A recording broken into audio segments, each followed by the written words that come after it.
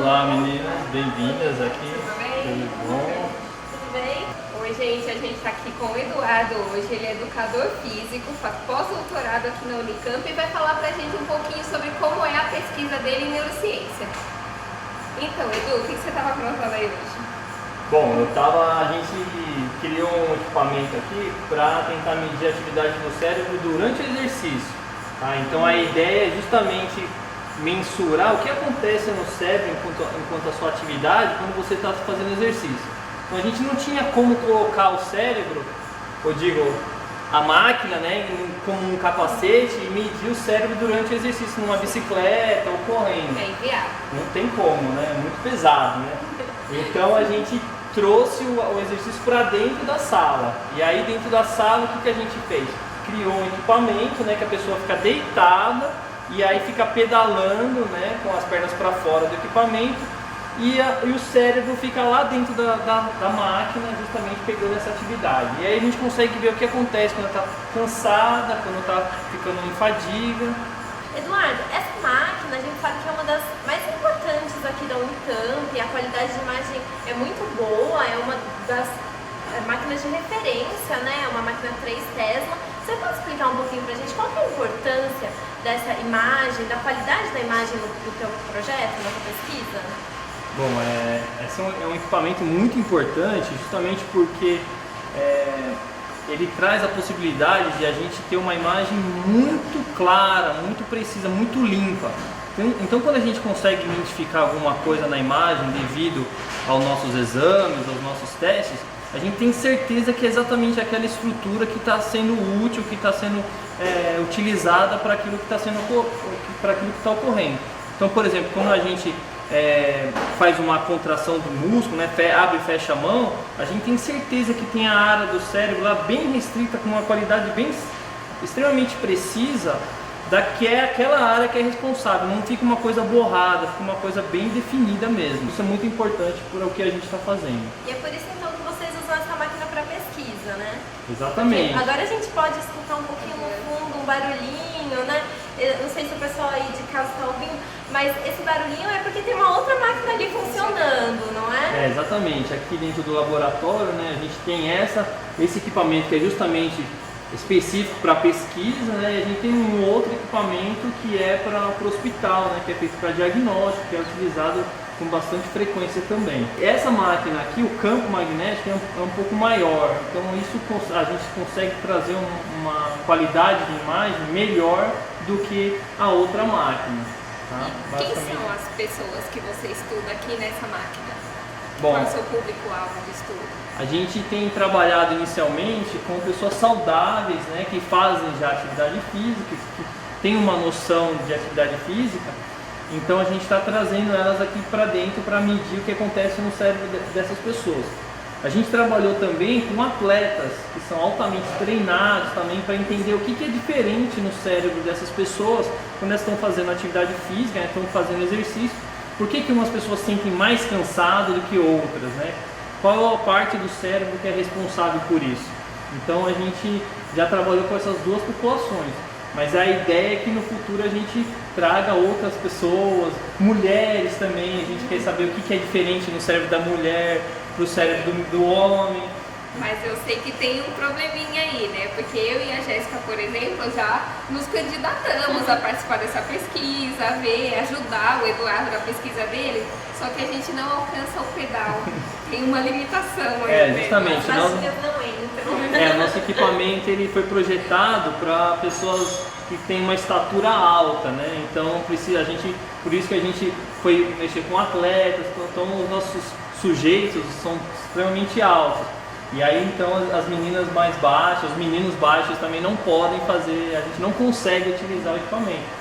Mas de repente a gente consegue adaptar, coloca um tamanco alto, aí vocês conseguem. Mas tudo bem, a gente sabe que já foi um grande avanço conseguir adaptar esse equipamento aqui, porque na ressonância, como vocês viram no outro episódio, nada que é de metal, nada metálico pode ficar aqui dentro, porque interfere no campo magnético. Além disso, como eu falei, é um campo magnético, vai puxar tudo que é de metal. Então já foi um grande avanço, né, Eduardo? Conseguir colocar esse equipamento que transmite o que o atleta faz aqui dentro ou lá fora e você consegue avaliar sem precisar colocar uma bicicleta aqui dentro. Exatamente. O interessante do nosso equipamento é que ele foi feito com um material que ele é metalizado, né? Ele é metálico, mas ele não tem propriedades de magnetismo. É interessante. Então o alumínio, o aço inox, o plástico mesmo, então são materiais que o ímã não consegue atrair, né? Então se a gente imaginar a ressonância como um ímã gigante, ele está sempre fazendo essa força de atração,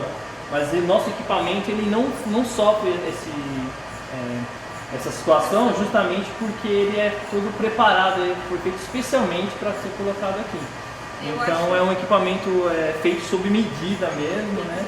Eu acho que isso todo mundo em casa já deve ter experimentado, né, Jéssica? Você já tentou colocar umas coisas assim no ímã de geladeira? Nem tudo que a gente coloca atrai. Alguns elementos, mesmo metálicos, o ímã não consegue atrair. É o caso aqui, não é, Eduardo?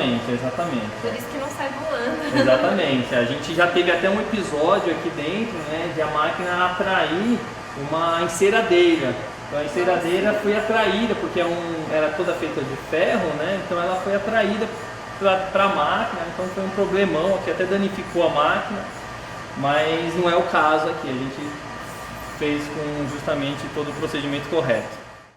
E aí, gente, vamos continuar então a nossa conversa aqui, sabatinando o Dr. Eduardo, aproveitar e saber um pouquinho mais de exercício físico. Vamos submeter o Eduardo às perguntas das Brain Reporters. Vamos lá, Jéssica? Conte pra gente um pouco mais sobre as implicações do seu projeto. O que você encontrou até agora que vai fazer diferença para a população em geral?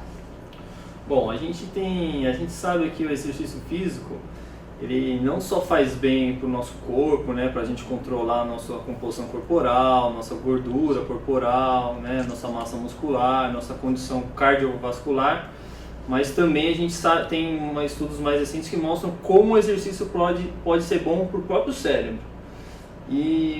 Mas até então a gente não sabia o que acontecia no cérebro durante o exercício.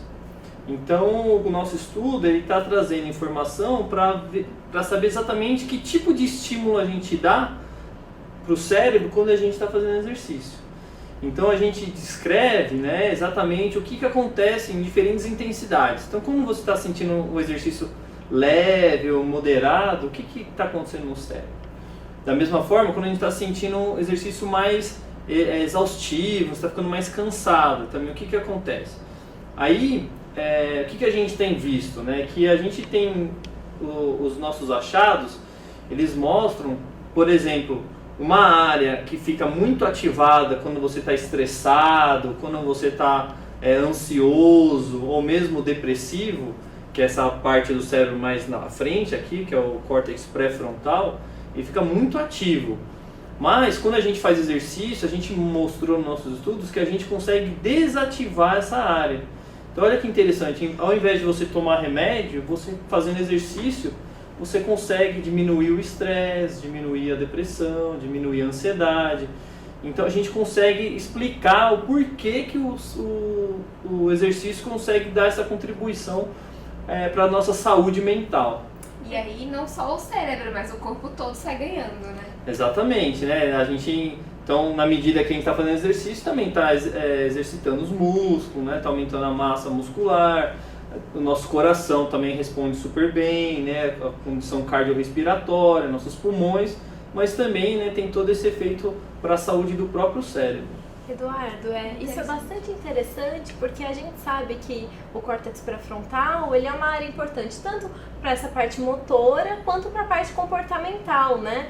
Então a gente percebe aí que tem uma interação quando a gente faz exercício, então quer dizer que a gente pode melhorar essa parte comportamental e isso então pode ser importante para algumas doenças neurológicas, concordo? Concordo, com algumas exatamente. Coisas psiquiátricas. No que a tua pesquisa então tem de relevante nessa área, assim? O que você acha que pode contribuir com a população? Então, nesse sentido, né, como a gente consegue identificar o que está acontecendo no cérebro durante diferentes intensidades, a gente pode pensar em prescrever um exercício para uma determinada patologia. Então, por exemplo, se a gente descobre que um exercício leve já é suficiente para trazer um benefício nessa desativação do córtex pré-frontal, por exemplo, a gente já direciona para você tratar, você vai usar essa intensidade de exercício, entendeu? Então, dependendo da patologia ou da área que você quer tratar ou quer estimular, você dá uma intensidade de exercício diferente. Então, isso que a gente consegue direcionar melhor que tipo de exercício para qual tipo de patologia que a gente está tratando. Tá? Muito interessante. Pra você que é psicóloga, É, né, Jéssica? que trabalha Deve com ser depressão. Isso vai ser muito interessante. É verdade, muito legal mesmo.